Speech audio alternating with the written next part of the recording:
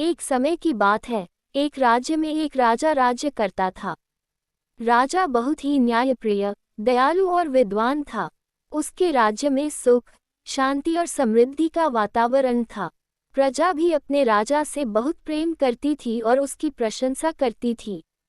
लेकिन राजा के मन में हमेशा एक प्रश्न घूमता रहता था, क्या मेरी प्रजा मुझसे सच में खुश है या फिर वे केवल डर और सम्मान के कारण मेरी प्रशंसा करती हैं? राजा ने कई बार अपने मंत्रियों से यह सवाल पूछा, परंतु उन्हें कभी संतोषजनक उत्तर नहीं मिला। एक दिन राजा ने एक निर्णय लिया कि वह अपनी प्रजा की सच्ची भावनाओं का पता लगाने के लिए साधारण वेश में अपने राज्य का भ्रमण करेगा। वह अपने महल से निकल पड़ा और साधारण कपड़ों में गांव-गांव जाकर प्रजा से बातचीत करने लगा। पहले गांव में पहुंचते ही राजा ने एक वृद्ध व्यक्ति से बात की। वह बूढ़ा अपनी टूटी झोपड़ी के बाहर बैठा था। राजा ने उससे पूछा, बाबा, इस राज्य में आप कैसे रहते हैं? क्या आप अपने राजा से संतुष्ट हैं? बूढ़े ने धीरे से कहा, हमारा राजा बहुत अच्छा है। वह न्याय करता है और हम पर अत्याचार नहीं करता। परंतु अब हम बूढ़े हो चुके हैं और हमारी ज़रूरतों का ध्यान रखने वाला कोई नहीं है। राजा को चाहिए कि वह बुजुर्गों के लिए कुछ करे। राजा ने ये सुनकर मन ही मन सोचा कि उसे बुजुर्गों के लिए कुछ विशेष योजना बनानी चाहिए।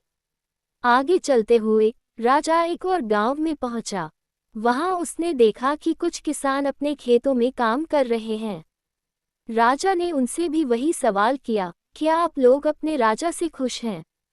किसानों ने कहा, राजा बहुत अच्छा है। उसकी नीतियां हमारे लिए फायदेमंद हैं, लेकिन कभी कभी हमें अपनी उपज का उचित मूल्य नहीं मिलता। अगर राजा हमारे अनाज का सही मूल्य दिला सके तो हम और खुश हो सकते हैं। राजा ने किसानों की यह शिकायत भी ध्यान में रखी और सोचा कि वह इस दिशा में भी काम करेगा। इस तरह राजा कई गांवों से गुजरा और उसने विभिन्न लोगों से बातचीत की। सभी ने उसकी प्रशंसा की, लेकिन हर किसी की कोई न कोई छोटी शिकायत भी थी। कुछ लोग शिक्षा के अभाव की बात कर रहे थे, तो कुछ चिकित्सा सुविधाओं की कमी की। कहीं सड़कें टूटी हुई थीं, तो कहीं पानी की समस्या थी। राजा ने इन सब बातों को गहराई से सुना और उन्हें गंभीरता से लिया।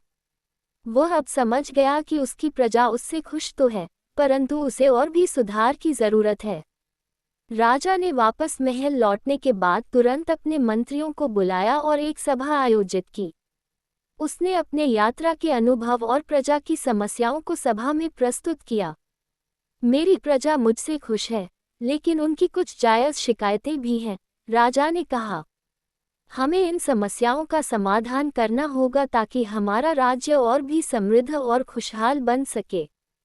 राजा ने बुजुर्गों के लिए एक विशेष पेंशन योजना लागू की, जिससे वृद्ध लोगों की आर्थिक स्थिति में सुधार हो सके। किसानों के लिए उसने नई योजनाएं बनाई ताकि उन्हें उनकी फसल का उचित मूल्य मिल सके। साथ ही शिक्षा और चिकित्सा के क्षेत्र में भी कई सुधार किए गए। राज्य में सड़कों और पानी की व्यवस्था को भी बेहतर किया गया। धीरे धीरे राज्य में इन सुधारों का असर दिखने लगा।